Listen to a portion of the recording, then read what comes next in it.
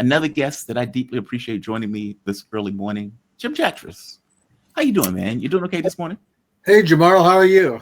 I am doing well. I am doing well. And just for the audience, Jim Jatras, he's a former U.S. diplomat, policy advisor, and analyst for the Republican leadership in the U.S. Senate. Jim, I have been watching what has been taking place. Diplomacy doesn't necessarily seem like it's something that's been taking place all that much. But from your point of view, where are we in this negotiation dance, if you're going to call it that, between the U.S. and the Russians? Or is there a negotiation taking place at all in real terms? I think the second one is much closer to the truth. It's not only is negotiation or diplomacy not taking place, I don't think it really can take place the way not just Washington, but the other Western capitals are structured and the kind of people you have in them, not excluding President Trump. I mean, I'm a little humbled in saying this because you just had Ray McGovern on, who's a really great guy and, really at the top of the game. But I think he has a little more faith in classic diplomacy than I do, that somehow get the right people, the right goodwill, somehow they can still make a silk purse out of a sow's ear. I just don't see it happening. Yeah. It seems like everything is pushing against it. I have questions about whether an American president can set a surrender deal. I have questions about whether the Europeans are going to go along with it. Even Zelensky, who you would think would just be under the thumb of the U.S., seems to be lumping himself in with the Europeans on this. Do you think any progress was made in Alaska at all? Not really, no. I think maybe Trump maybe a little understood a little bit more about the Russian position and the reality is than he's being told by whatever idiots are briefing him. Unfortunately, not Ray McGovern, and so that may have been a plus. It's nice that they talk, unlike Biden and Putin that did not talk. But I'm not sure anything more. And I think I hope the Russians got a little more sense of what they're dealing with on the American side. They dangled some things like, we can do some Arctic energy cooperation or something silly like that. But I don't, I think that was just bells and whistles. That had nothing to do with really much of anything. But I don't think. And by the way, I don't really buy this big split. Oh, the Europeans won't come along. Oh, Zelensky won't come along. I don't think there's any daylight really between Washington and Europe. These guys are satraps. They're puppets. They do what they're told. Zelensky is a puppet of MI6 and of those Banderas Nazis out on the street of Ukraine. That I think what we see is a division of labor. And Mark Sloboda, other people have been saying this as well. Brian Bertelic. I tend to agree more with that camp than the ones who are saying, Trump really is going to make a deal here. He can't make a deal, even if he wanted to make a deal. I don't think he can make the wheels in the big dumb dinosaur that constitutes the American establishment turn. I don't think he could do it. I don't think he even knows the dozens and dozens of offices and structures and hundreds of personnel that are involved in all sorts of activities in supporting the Kiev regime. And the Europeans, of course, are playing their role, getting ready to put some boots on the ground in as soon as they get the green light to do it. But that's going to have to come from Washington and probably through malfeasance on the part of the Russians, which frankly can never be ruled out because the degree of naivete that I still see coming from Moscow strikes me dumb, really. Oh, let's get into that. I am super curious about your take on that because I agree with you. It seems that the United States has made the decision that running an empire is too expensive. And so it wants the Europeans to deal with the Russians. It wants the Israelis to deal with the Iranians. And it wants, us to somehow pivot to China, or at the very least have South Korea, Australia, Philippines be a sponge for Chinese missiles when they come flying. Agreed, 1000% agree with you. I guess my take though was the Russians have to know that. Like if you are Putin and you're sitting there and you're watching a negotiation take place between the U.S. and Iran, and Israel launches a decapitation strike, you know that Trump set him up. If you're watching what took place in regards to Trump coming in office saying, hey, we're going to make a deal with Hamas, and immediately Israel gets all the weapons and everything else, and they get to go ahead to continue the attacks on Gaza and whatnot, you should know, as the Russian president, this is the factor that you're dealing with. But you don't think they know that yet. You think they still believe they can make a deal with the U.S. I don't know what they know. Every Russian I talk to, I'm always struck by their terminal normalcy. I mean, they have this normal view of human behavior, and this goes back a long time. I can remember talking to Russians when you see the Americans doing something crazy. Oh well, we understand how the game is played. We're all men of the world. The Americans are just, they're looking out for their interests, and eventually will do a little horse trading here. They just don't get it. They don't realize they're dealing with psychopaths, people who are basically Bolsheviks in the way they look at the world, and that this idea of global domination that we embarked upon in 1991, when our adversary is finally gone, we can do what we like.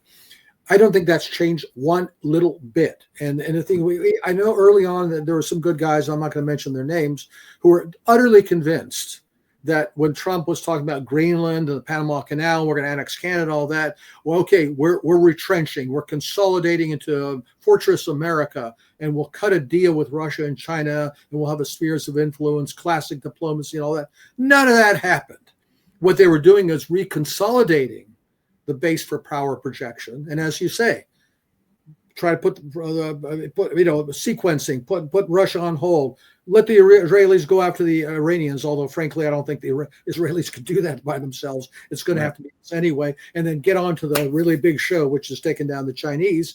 I don't think any of that has changed, and the only question is whether, even if the Russians understand what kind of psychopaths they're dealing with, whether they're really willing to face up to what that means in terms of what they have to do next. Because as far as I'm concerned, as long as there's a Ukrainian state, it's going to be an attractive nuisance for meddling from the West. And there's no other way out of it than either the Russians control the whole thing, except, some crumbs they can give to the Poles, let them have Lvov or something like that in the far West, or the Romanians, the Slovaks, the Hungarians. Or at the very least, put a puppet regime in Kiev that's thoroughly controlled from Moscow. I don't know if they see that or not. I mean, again, look at their. We will keep going until we've achieved the goals of our special military operation. What are those goals as stated? Well, you got the 4 oblasts plus Crimea, denazification, demilitarization, with binding treaty guarantees. Jamara, what good is a binding treaty guarantee to the United States of America today? What good is the Security Council resolution, or even constitutional provision? Pie crusts made to be broken. We simply don't care. And I think maybe on an intellectual level, the Russians understand that. But in terms of how they're proceeding with this kind of, okay, let's be very careful, let's not alarm them, which only stimulates them to greater escalation, because they perceive that as weakness. If we could just inflict a few more sanctions, send a few more weapons, send some troops, we can get the Russians to basically, get to that kind of ceasefire freeze. Even Zelensky is now saying, well, as long as the Ukrainian state is preserved, that's a victory for us. In a sense, it is, because it means that base of that forward salient is still being preserved for the future, which is what really the best outcome they can hope for right now. So do you think that's the ultimate outcome then? I mean, because I accept your take.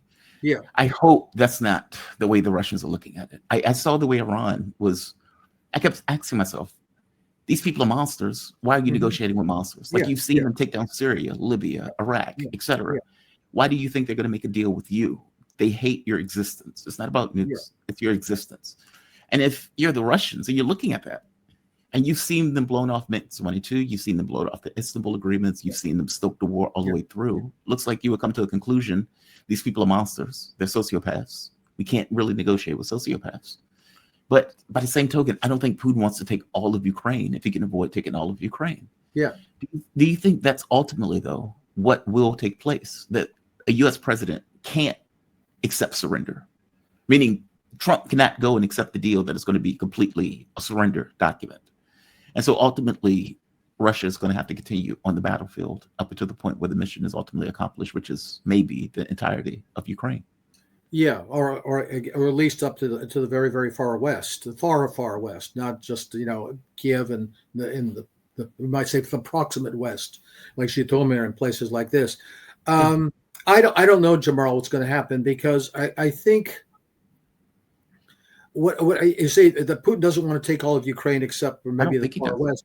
But see, I think that's a big mistake on their part. I think that they don't really fully understand that the only guarantee of their security concerns, as I stated them, is that there's no more Ukrainian state. In other words, I don't think they want to face that. So you say they'd rather not do that. They would rather come to an agreement. They have this idea, and again, it's not just the Russians, as far as I can tell, but a lot of the commentators that are maybe more sympathetic to our side of things, who believe that a diplomatic settlement is more durable and more durable and safer for everybody than a military solution. I don't think that's the case. I look at it the other way around.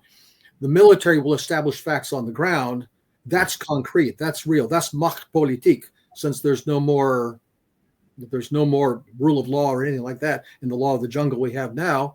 And then the diplomacy will catch up with that. Once the facts on the ground are established, then at some point, people will have to recognize reality sooner or later. I think that's a much more certain path forward than saying, okay, finally they cry uncle and they come sign a piece of paper, none of which terms they have any intention of keeping. Now, maybe they'll do that. I've heard the suggestion, I think it was John Helmer actually suggested it, that maybe the Russians would at some point sign what amounts to a phony deal, only because they believe a bigger war is coming.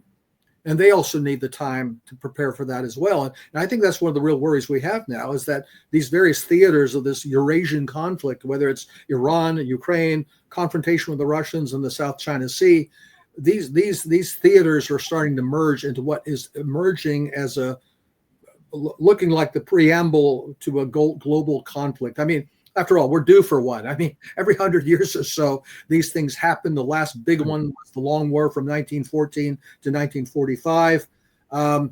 It's looking like it's moving in that direction. I'm sure everybody would like to avoid it, because if it happens, I don't think it can be contained. It'll be nuclear, and well, we all die. That's a solution of sorts, I guess. But Yeah. worry about anything. That's one though. Yeah, not a great one. Not a great one. It's like you can hide under your desk. That'll totally protect you from a nuclear. Yeah, duck and cover. You bet. Yeah. They used to teach my mom that. They used to teach my mom that at school. It's like you hide under your desk if there's a nuclear war, if you hit the alarm. It's like, okay, and then wooden desk. Put your head between your legs and kiss your ass goodbye, right? Pretty much. Pretty much. Like, this is the end. Yeah, I've heard that argument too, that all things being equal, there's a larger war with NATO that's coming.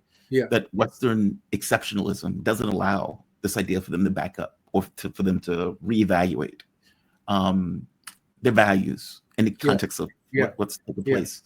And so they may take a phony deal, knowing full well it's a phony deal within preparation.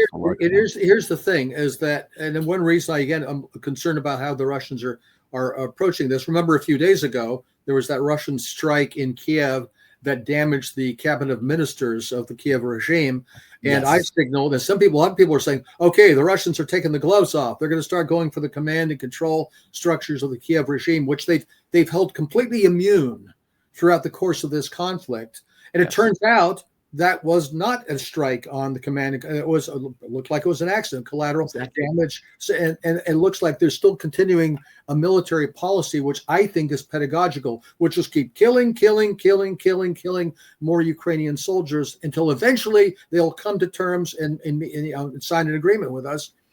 I think that's a really dumb way. Why are they? We talk about how the Israelis almost decapitated the Iranian government. They decapitated Hezbollah. There's talk about that Trump wants to decapitate the Venezuelan government.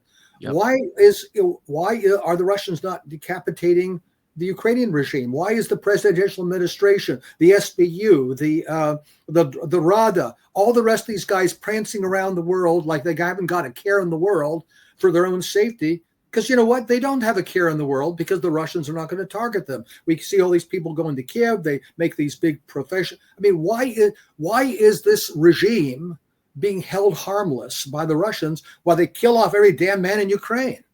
Now, I understand that in terms of a military strategy, but it's a military strategy that seems designed to produce an agreement rather than to destroy the enemy's ability to make war. Answer that for me. Because I don't have an answer for that. I mean, the only answer that I may have is they don't want to provoke something larger. But give me your take on that, because you're right. What is the guy named, that Nazi that got killed? Paraguay.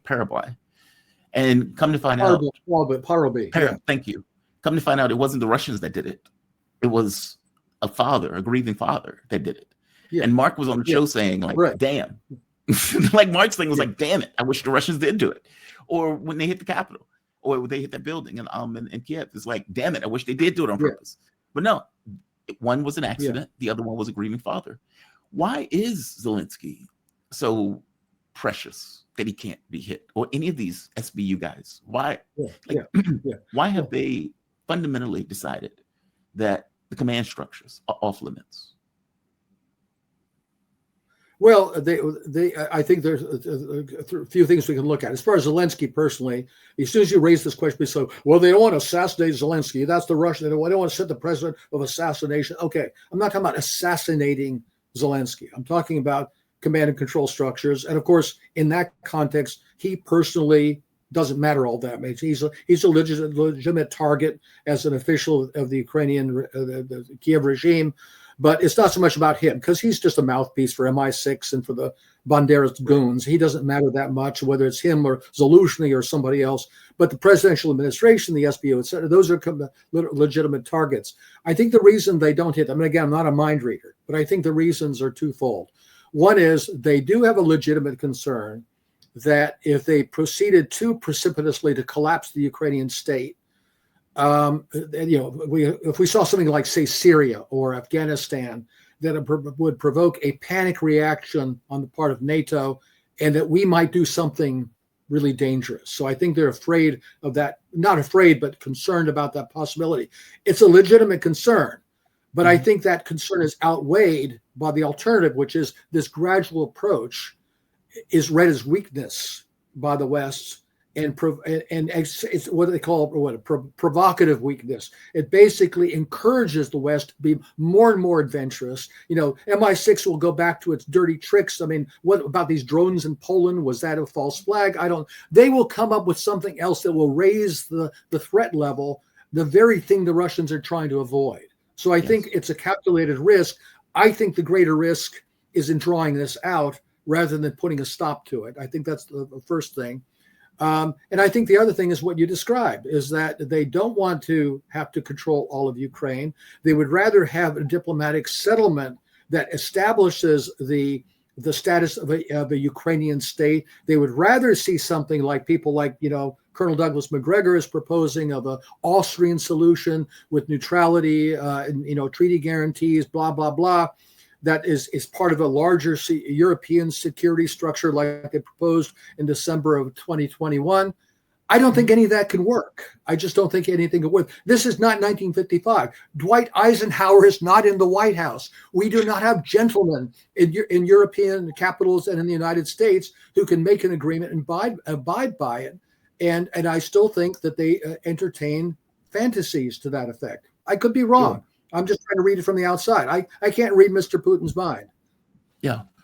But no, it does sound like that's what they're trying to do. How can Putin would turn around after, let's say, they take all of Donbass and say, okay, are you guys willing to make a deal? And they're going to tell him to effectively, no, we're not. In which case he has to continue to go. What do you think is in Europeans' minds on this? I mean, either they're delusional or they have something else planned in regards to keeping the war going. What do you think they are thinking? European minds. I don't think there's anything in their minds until they get their instructions from Washington. I think there's a lot less between this little Punch and Judy show between the Americans and the Europeans than people. I mean, Pete Hegseth had made this clear, and again, Brian and Mark have been explicit about this too.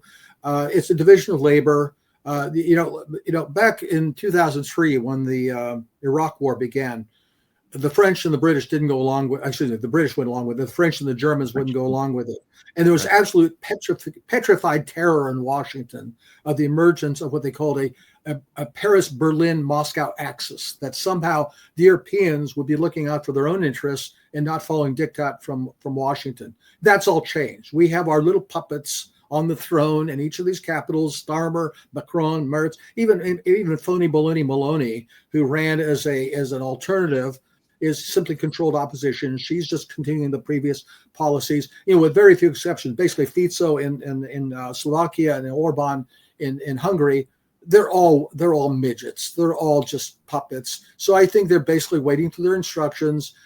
This whole idea of security guarantees, that's the new, flavor of the month after they dropped the talk about a ceasefire. Now it's security guarantees. We're talking about this base now. I think Ray was referring to this base in Romania that was going to be the base now for supporting a reassurance force that goes into Ukraine at the appropriate time. I must have misheard him because he said something about hitting that base. I assume he means at some point we would hit that base. The Russians would, hit that base if necessary. I'm very skeptical. We've heard a lot of bold talk from Moscow. The red lines, of course, they never do anything about the red lines. So I'm very, I hear a lot of people saying, if the Europeans sent forces to Ukraine, the Russians would hit them. It would be, I'm not so sure they would. I think the whole part of the game plan would be to find an excuse to put them in and bluff their way in and rely on the reticence and the restraint and the caution the Russians have shown so far to say we could put them in and they might not hit them and present them with a fit of complete. That's a risk. It's a risk. But based on, but the Russians have encouraged that. They have. No, that's what I agree.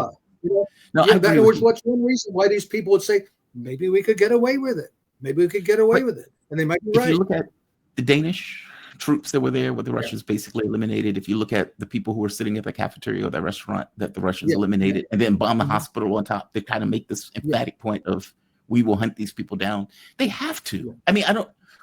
It would be a betrayal on some level if they allowed European troops in Ukraine. That would be the entire point of the war, right? To keep these European troops and to keep Ukraine from being integrated into NATO. If they allow 1,000 in, then you've effectively allowed 100,000 in. You have to go after them. Or am I? Do you think I'm? Well, here's the thing, Jamaro. That's true in terms of the status they're now. Some of them are probably, uniformed military personnel from the Western countries who are there in mufti. They're not there wearing American or French or German uniforms, or maybe in some cases they're contractors. But let's suppose a scenario where based on maybe based after a false flag or some other thing that occurs, that they dip their toe in the water and saying, we are now sending a small contingent of French troops there under the French flag for thus and such support purpose for the Ukrainians. Would the Russians hit them knowing that they're it's again, the ones they're hitting now are people who are kind of embedded with the Ukrainians. They're under Ukrainian flag, so to speak. If they were there under a French flag or a British flag, and basically, okay, we're saying, well, they're not there under Article 5, that they get hit. We're not necessarily going to come to their defense, but are we going to make it a point of overtly killing European forces that go there based on some pretext? I think it's a calculated risk. I'm not so sure they would hit them. Yeah, I could be wrong. I think that's the rub. That's what Europe is thinking too. Europe in their minds. And that's with a calculated risk. And, obviously for the United States, it's no risk at all because it'll be their guys, not our guys. Yeah. Well, yeah, that's the rub, right? That's the way the U.S. is looking at it. It's like we will feed the European to the Russians every bit as much as the Ukrainians were fed to the Russians. Sure. We don't care as long as it's not us. We're almost fresh out of Ukrainians. We better find some other patsy. The Poles were first in the batter's box there, and I think even they're smart enough to say, no, not so much. But how dumb are the French and the British? I really don't know. Yeah, I don't know either. And that's the rub. Like, this is the trigger point. And this is, I would suspect, what Russia's concerned about. Yeah. Is this the thing that breaks on another third? Yeah, and of course, right now the conditions don't exist. But I think this is why they're trying every possible scenario to try to get something, even if it's not a freeze or a ceasefire. But and again, that's where I don't know where the Russians are still keeping this window of vulnerability open, where some kind of a false flag, some kind of a way to shake up the deck occurs that would be a pretext for the insertion of such forces in, even if, again, very, very small numbers. And again, one of the things people point to is correctly is that, it's a front that's hundreds and hundreds of kilometers long, and the French whole French and British army don't have enough men to man that. Well, if they're going to be sent there in a fighting role or as an effective military deterrence, of course not. They don't have the manpower or the equipment to do any of that stuff. But can they be there by their presence and say, we are now daring you to cross this red line and start World War III by hitting these guys. And I think the Russians would think 3 times about doing that based on their caution so far. Yeah. God, man, I agree with you so much. Because it seems like every action that has been taken either by Russia, by Iran, has got them the opposite of what they wanted. Yeah. Like their reticence, their caution has been seen as weakness, not pragmatism. And it's just been invited more and more aggressive action by the parties that they're going against. Do you see a war with Iran is imminent? Because as you make the point of saying all of these wars look like they're interrelated. Yeah.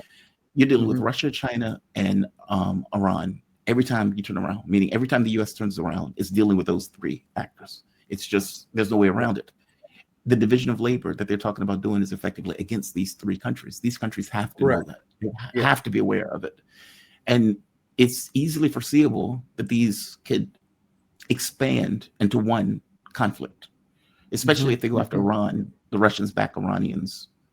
And you can kind of see the spiral that just takes place. Yeah. Do you think we're looking at this? Well, I guess there are 2 questions. 1, do you think we're on the brink of a 3rd World War? That's 1.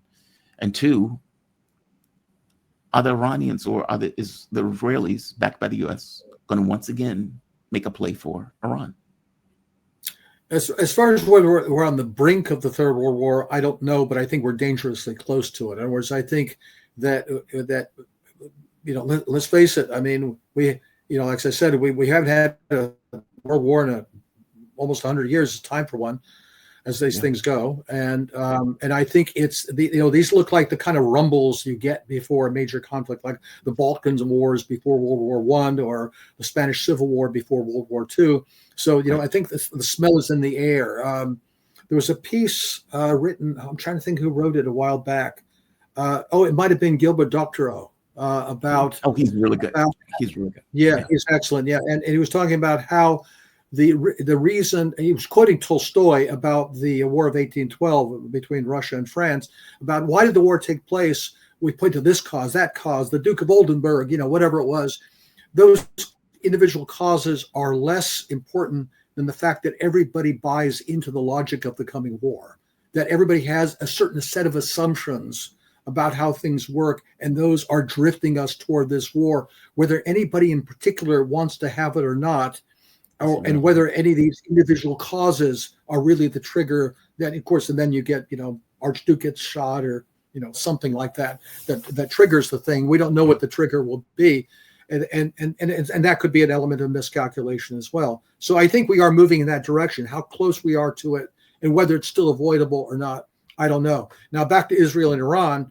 I can't imagine this thing is over. I think it's almost certain it will kick off again before the end of the year, and maybe much sooner than that.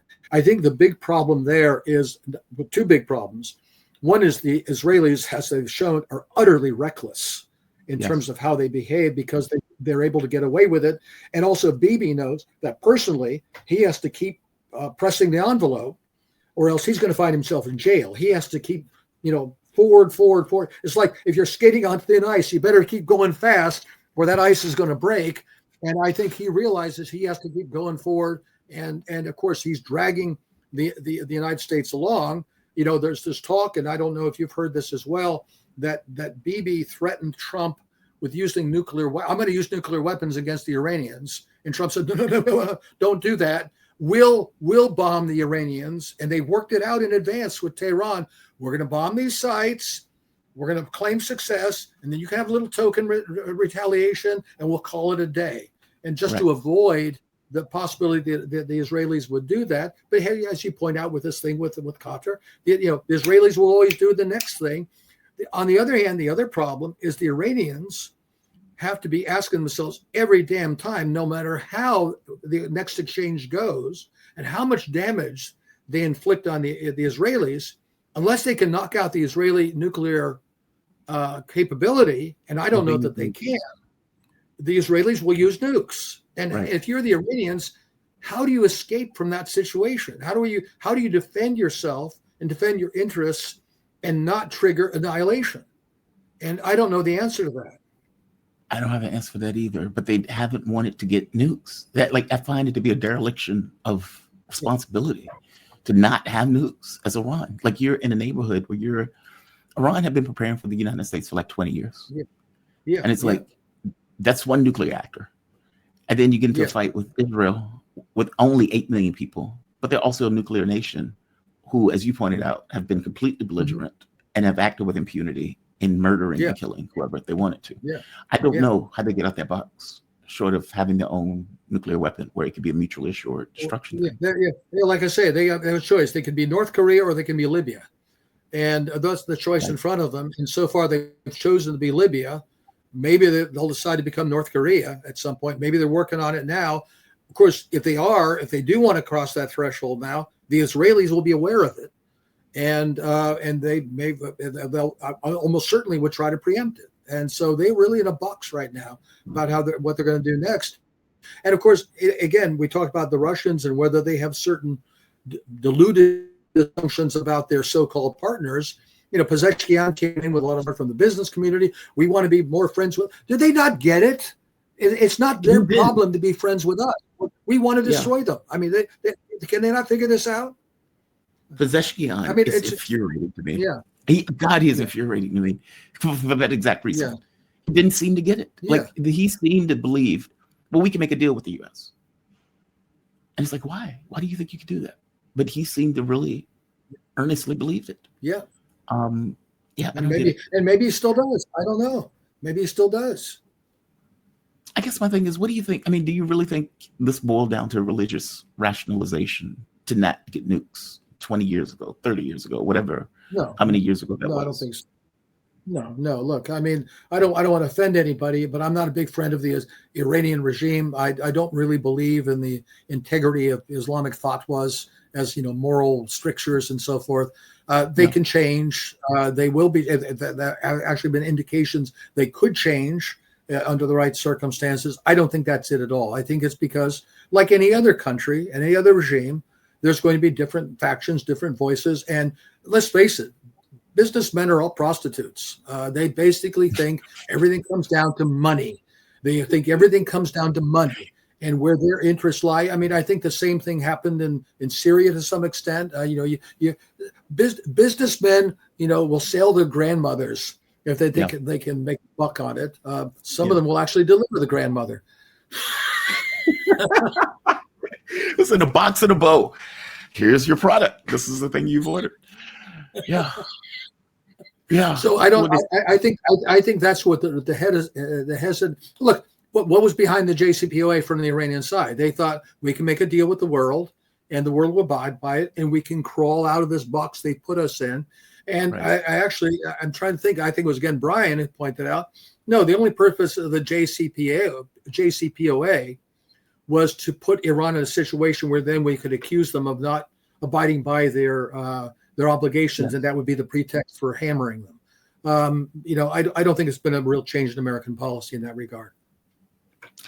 Jim, I have thoroughly enjoyed this conversation. I agree. You seem to have frozen up a bit. Oh, I'm sorry. Sorry. Okay, I lost you. No, you're fine. I agree with everything that you've just said. I've deeply appreciated this conversation. Thank you, honestly. And just for the audience will know, Jim Jatras, he is former U.S. diplomat, policy advisor, analyst for the Republican leadership in the U.S. Senate. Jim, thank you for this, man. You be safe. Okay. And don't forget my book. I tried to warn you, but you wouldn't listen. Nobody listened.